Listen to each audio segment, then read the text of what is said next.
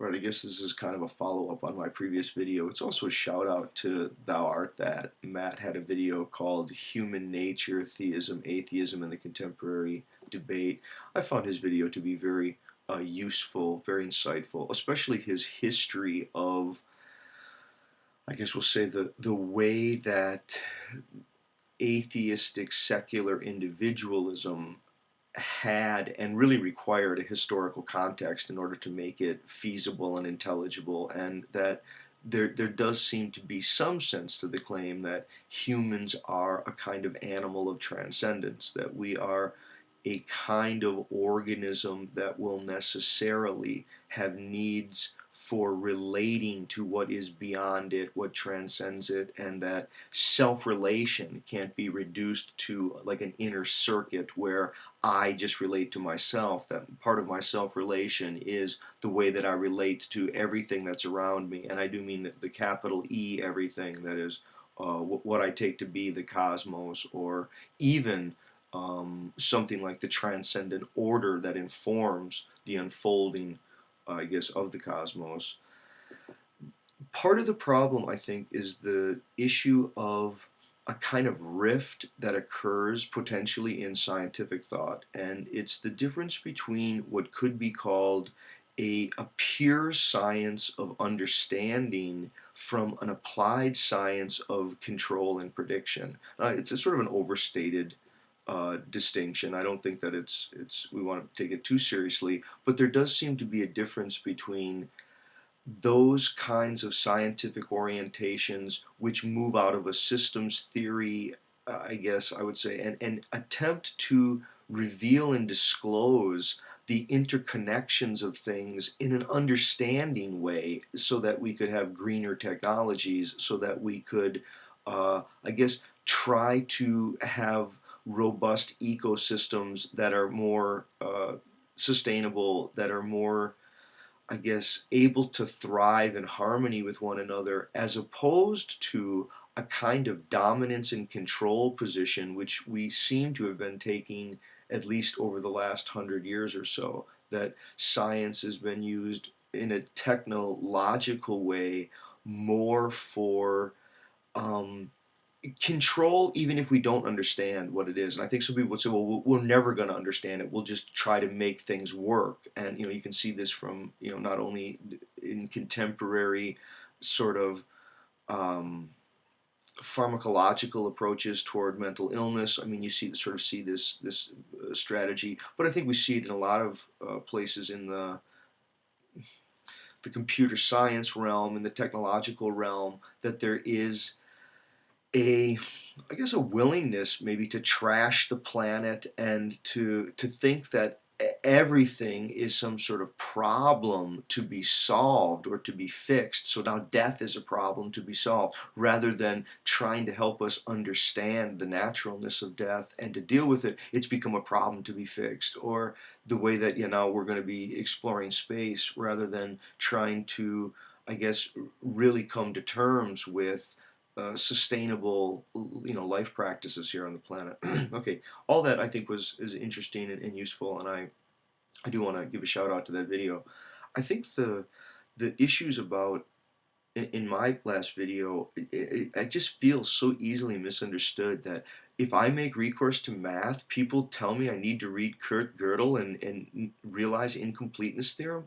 I don't think that at any point I was saying that the mathematical system offers a complete totality, if by that we mean that the orderliness of the cosmos is an orderliness of completion and wholeness, or something like that.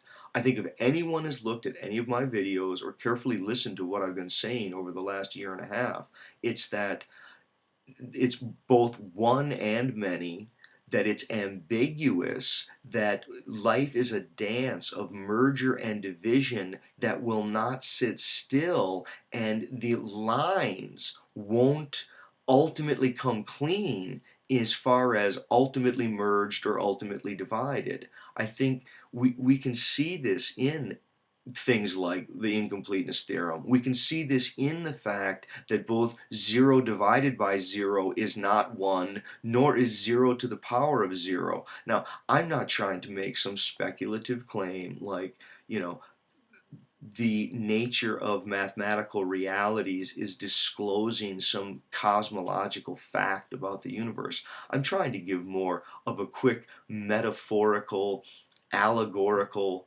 it's a kind of a poem that either works for you or doesn't, but there does seem to be an orderliness, and by an orderliness I mean an incessant dance of ambiguous mergers and divisions that is a kind of harmony. And it's not a happy, the moral of the story that I'm offering is not a happy story. It's not of an all-powerful God who will assure that justice is served in the end. If anything, it's of the odyssey of a divine mystery that couldn't have itself except by losing itself, and whose fate is eternally in peril, that it's never resolved, and that it's about understanding who we are. It's not about predicting. I guess my religious views are no way competing with scientific views. I don't think there's anything that science could ever discover that would throw my religious views or my spiritual views into question. I don't, they're not of that order. They're a truth keeping, they're a place of beginning. They're not ultimately something to be discovered. Like I'm not out there looking for evidence of the divine. See, I don't even get it when people talk that way. People say, "Well, what evidence do you have?" I already have all the evidence I need. Yeah, I mean, I've said it before. You want a 3-word sentence for the existence of the divine? Yeah, that this is. I know, so some people it just sounds cliche. With the experiences that I have had in my life, there's no way for me to shake it. It's not a question of belief. It's not a question of faith. It's not like I'm holding out for some evidence. It has to do with direct experiences I have had. I don't, and none of it is in competition with scientific beliefs. If anything, I see technological, scientific, reductionist rationality ever on the rise. And the more that people deal in the exclusively human, the more that we're here online, where everything that we can see is humanly made, I think the more that some of this reductivist, um, again, it's a certain kinds of atheism. Just I think they become more and more intelligible and more dominant. But I think the more that we move out into the more than human, the non-human, the transcending the human, and I mean everything from the very very small to the very very big, and it at no point does it lead to some notion of a creator or a guy or a being or something like this. It has to do with the direct experience of principles of harmony and balance amidst an unending, ambiguous dance of mergers and divisions. I don't think that the universe is all one, and I don't think that it's all just a bunch of fragmented manys. I think that the question doesn't make sense, that a sort of spiritual move opens up when people realize that it is both one and many. Okay, thanks.